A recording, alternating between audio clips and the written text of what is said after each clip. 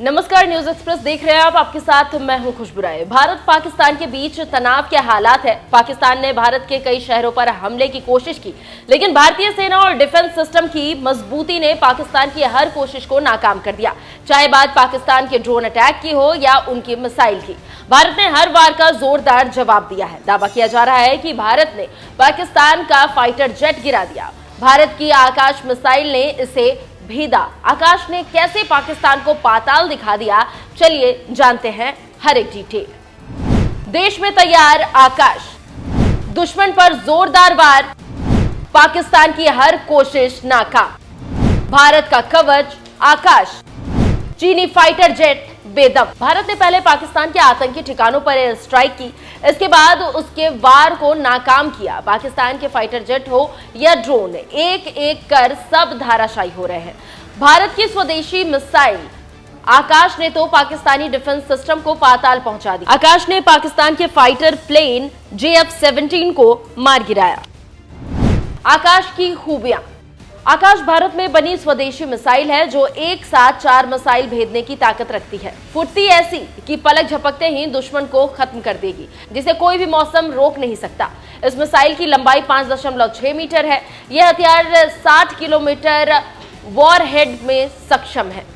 आकाश के 3 वेरिएंट मौजूद है। पहला आकाश MK। आकाश MK की रेंज 30 किलोमीटर है। दूसरा वेरिएंट MK2। आकाश MK2 की रेंज 40 किलोमीटर है। तीसरा वेरिएंट आकाश NG। आकाश NG की रेंज 80 किलोमीटर है। ये पूरी तरह से ऑटोमेटिक है, किसी भी तरह तुरंत तैनाती हो सकती है। सेना और नौसेना में आकाश की तैनाती है। ये ड्रोन, फाइटर प्लेन और क्रूज मिसाइल गिराने में माहिर है। पाकिस्तान के JF-700 पर जब भारत के आकाश ने वार किया तो चोट चीन को पहुंची, क्योंकि JF-700 चीन का जेट है और ये चीनी जेट भारत के ताकतवर हथियार के आगे फुस हो गया। 22 अप्रैल को पहलगाम हमले के जवाब में भारत ने पाकिस्तान में घुसकर आतंकी ठिकाने तबाह कर दिए। उनकी आंखों के सामने पति पर गोलियां बरसाई और उन्हें यह कहकर छोड़ दिया कि जाकर मोदी को बता देना।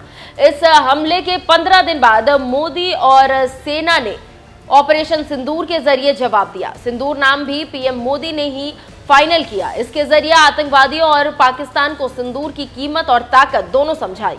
ऑपरेशन को कामयाब बनाने के लिए भारत ने अपने एयर स्पेस को सेव करने के लिए सभी डिफेंस सिस्टम को ऑन कर दिया, चाहे बात S-400 की हो, आकाश मिसाइल की हो या फिर बराक 8 जैसे डिफेंस की हो। भारत ने बता दिया कि वो पूरी तरह से सक्षम है। ऑपरेशन सिंदूर के बाद इसकी एक डिटेल भी महिला ऑफिसर्स ने ही दी। प्रेस ब्रीफिंग हुई जिसमें पहली बार आर्मी कर्नल सोफिया कुरैशी और विंग कमांडर व्योमिका सिंह शामिल हुई। दोनों महिला ऑफिसर्स ने भारत की ताकत को दुनिया के सामने रखा, साथ ही पाकिस्तान को चिताया कि हर दुस्साहस का जवाब देने के लिए सेना तैयार है। सुनिए कर्नल सोफिया कुरैशी और विंग कमांडर व्योमिका सिंह को। जिसके परिणाम स्वरूप भारतीय सेना के कुछ जवान हताहत हुए और घायल हुए। भारतीय जवाबी कार्रवाई में पाकिस्तानी सेना को भी बड़ा नुकसान पहुंचाया गया। इसके अलावा पाकिस्तान का गैर जिम्मेदाराना व्यवहार फिर से सामने आया। 7 मई 2025 को रात 8:30 बजे एक असफल अकारण ड्रोन और मिसाइल हमला करने के बावजूद पाकिस्तान ने अपना नागरिक हवाई क्षेत्र बंद नहीं किया। पाकिस्तान अपने नागरिक विमानों को ढाल के रूप में इस्तेमाल कर रहा है, जबकि उसे अच्छी तरह से पता है कि भारत पर उसके हमले से हवाई रक्षा की तीव्र प्रतिक्रिया होगी। यह भारत और पाकिस्तान के बीच अंतर्राष्ट्रीय सीमा के पास उड़ान भरने वाले अंतर्राष्ट्रीय उड़ानों सहित नागरिक विमानों के लिए सुरक्षित नहीं है। यहाँ स्क्रीन शॉट में पंजाब सेक्टर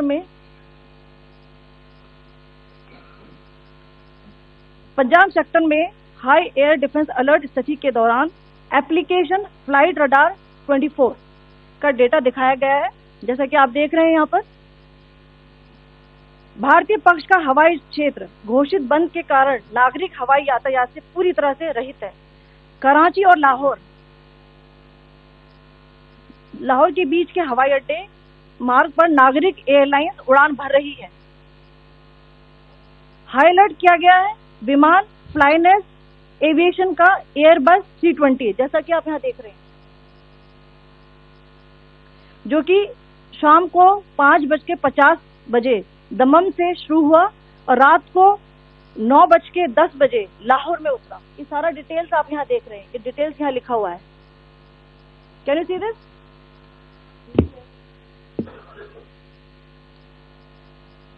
भारतीय वायुसेना ने अपनी प्रतिक्रिया में काफी संयम दिखाया और इस प्रकार अंतर्राष्ट्रीय नागरिक विमान सेवा की सुरक्षा सुनिश्चित की। धन्यवाद। जय Hind.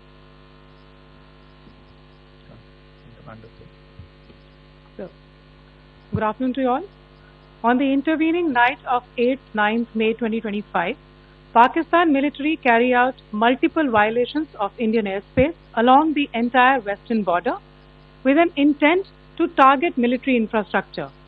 Pakistan military also resorted to firing of heavy caliber weapons along the line of control. Along the international border and line of control, drone intrusions were attempted from Leh to Sar Creek at 36 locations with approximately 300 to 400 drones. Indian Armed Forces brought down a number of these drones using kinetic and non-kinetic means. The possible purpose of these large-scale aerial intrusions were to test the AD systems and gather intelligence.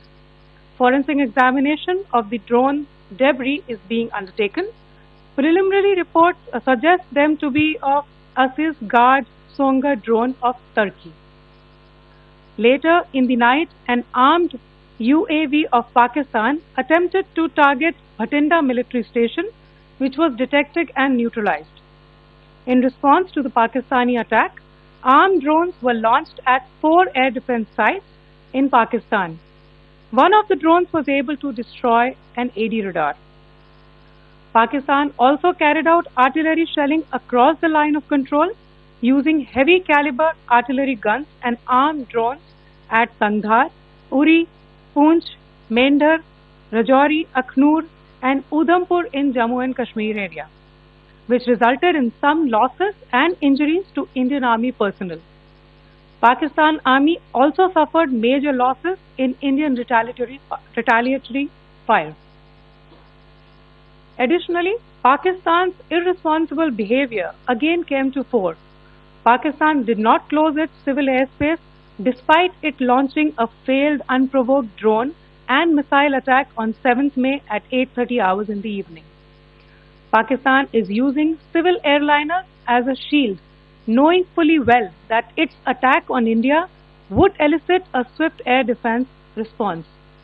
This is not safe for the unsuspecting civil airliners, including the international flights which were flying near IB between India and Pakistan.